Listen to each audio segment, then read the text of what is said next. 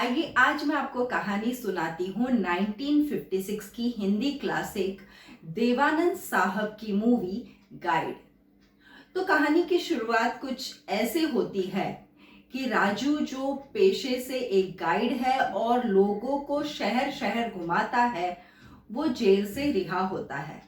अब जेल से रिहा होने के बाद वो अपने घर न जाकर एक मंदिर में आसरा लेता है।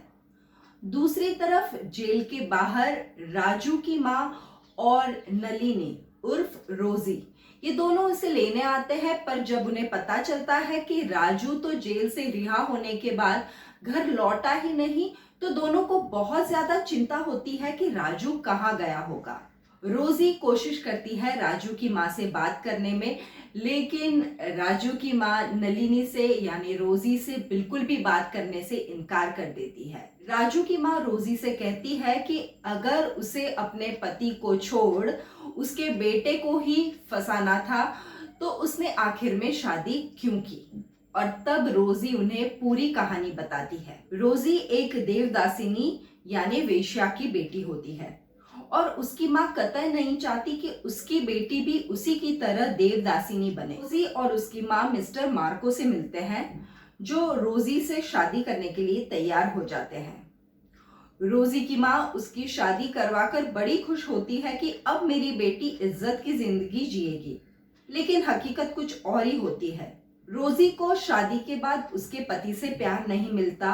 रोजी दुखी है क्योंकि मिस्टर मार्को से वो कभी माँ नहीं बन सकती, उसके घर में कभी बच्चा नहीं हो सकता।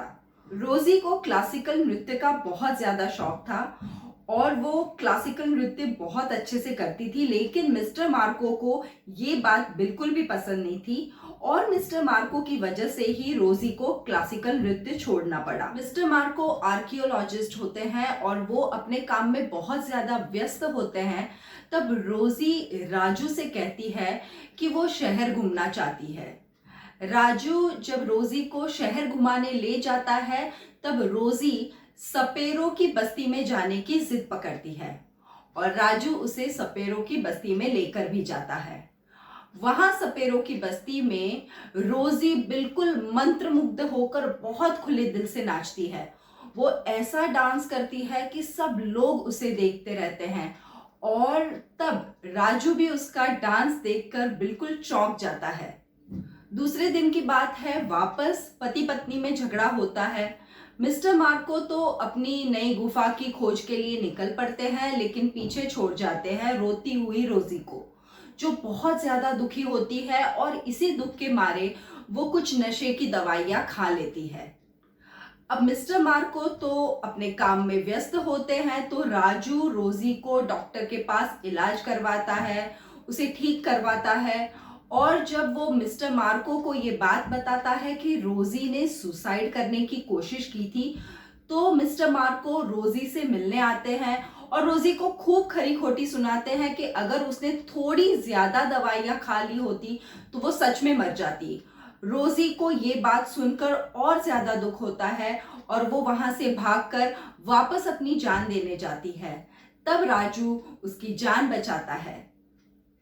राजू तब रोजी को समझाता है कि जो कायर होते हैं, जो डरपोक होते हैं, वो ही सुसाइड जैसा काम करते हैं।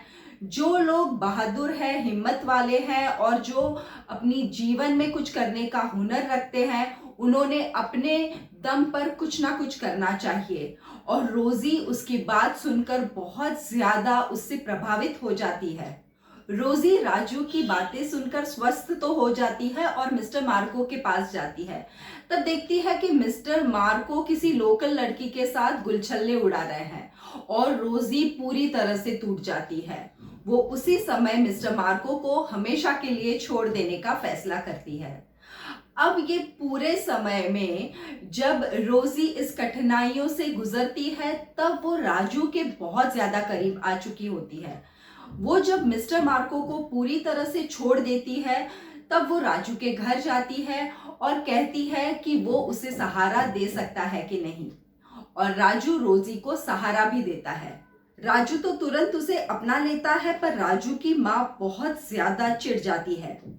पूरे मोहल्ले में बात फैल जाती है कि राजू किसी नाचने वाली को अपने घर लाया है और तब राजू की सबसे लड़ाई हो जाती है। यहाँ तक कि राजू अपने जिगरी दोस्त और अपने मामा जी के साथ भी रोजी की वजह से पंगा ले लेता है। राजू की माँ राजू से नाराज होकर अपने भाई के घर चली जाती है। अब रोजी और राजू ये दोनों बिल्कुल अकेले रह जाते हैं। दूसरी तरफ राजू रोजी के डांस, उसके क्लासिकल नृत्य की इतनी ज्यादा प्रचार करता है कि थोड़े ही दिनों में रोजी एक बहुत बड़ी नृत्यांगना बन जाती है। रोजी सफलता की ऊंचाइयों पर चढ़ रही है और दूसरी तरफ राजू उसके कमाए हुए पैसों से गुल छल्ले उड़ाता है, सट्टा खेलता है, शराब पीता है। यानी कि राजू का पतन हो रहा है। राजू पर ये पैसों और शोहरत का जैसे जुनून सा चढ़ जाता है। एक दिन फ्रॉड चेक सिग्नेचर के केस में ही राजू फंस जाता है और उसी केस की वजह से वो जेल में जाता है। तब रोजी राजू के सट्टा खेलने से, उसकी शराब पीने से इतनी ज्यादा राजू से चिड़ी हुई होती है कि वो राजू को जेल में जाने से बचाती नहीं है और राजू जाता है जेल में। अब कहानी यहाँ से शुरू होती है कि राजू जेल से बाहर आया है और राजू ना ही अपने घर जाता है अपनी माँ के पास, ना ही रोजी के पास जाता है, लेकिन वो आसरा लेता है एक मंदिर में। इस मंदिर में कुछ साधु संत की टोलियां आई हैं जो राजू को खाना देती है और अगर राजू को कुछ ठंड लग रही है तो उसे कपड़े देती है।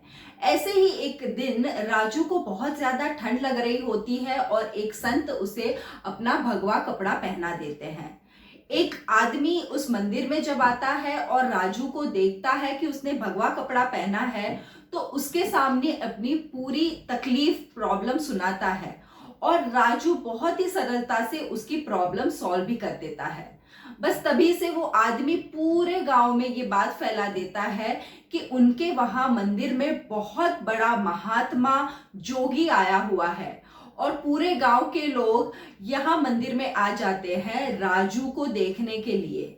वहां के लोग राजू को पुण्य आत्मा, महापुरुष समझ उसकी बहुत पूजा करते हैं। उस जगह अकाल पड़ता है, पानी ना होने की वजह से सब परेशान हो जाते हैं और तब किसी की गफलत की वजह से ये बात फैल जाती है कि राजू, जिसे वो महात्मा समझते हैं, वो अकाल को दूर करने के लिए, पानी को लाने के लिए उपवास करेंगे। श्रद्धालुओं की टोलियां भर भर के गांव से राजू महात्मा के दर्शन करने आती है और उसी टोली में राजू की माँ और रोजी ये दोनों भी आते हैं।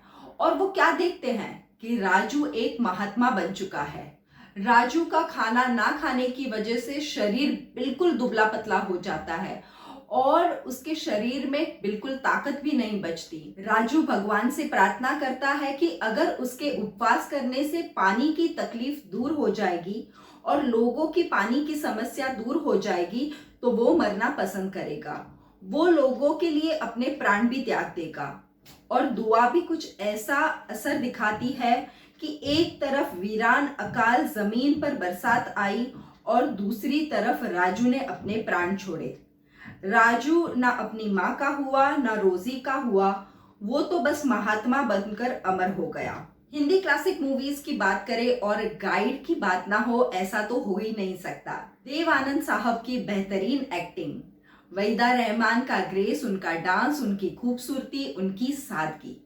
आत्ममंथन क्या होता है, हम कौन है, हम मरने के बाद कहाँ जाने वाले हैं, हम मरने के बाद किसी को कुछ काम आएंगे या नहीं आएंगे। हम मर सकते हैं लेकिन हमारी आत्मा तो हमेशा अमर ही रहती है।